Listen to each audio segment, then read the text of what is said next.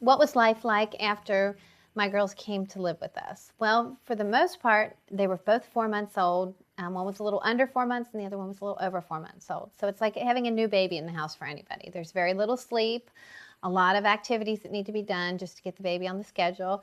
It's a little different because, of course, you don't have the schedule. The orphanage might have handed you a schedule, but now they're in a completely different time zone in our case.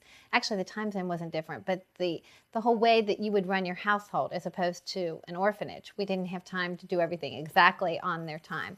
So we adjusted our kids' schedule to that. But in the meantime, you also have a lot of paperwork things that you're trying to get caught up on. Now your child is here in the country, and a lot of people might just do, I believe the process is like a name change kind of thing where they just validate a foreign adoption. In our case, we actually chose to readopt.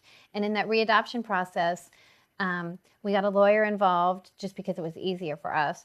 And we changed her name to what we legally call her now. She came home with, a series of names. They don't really change it to anything that you want it to be. It's whatever the birth mother may have named them, and then they stick your last name on the end and do funny things. So we gave her the legal name that we wanted to give her. And then at the same time, that allows us to have a Texas birth certificate. And then once you move past that, once you have your state, certificate thing, then you can get a Social Security card. And in the meantime, you have to have some kind of proof of citizenship because everything will say that they're born in whatever country they were born in.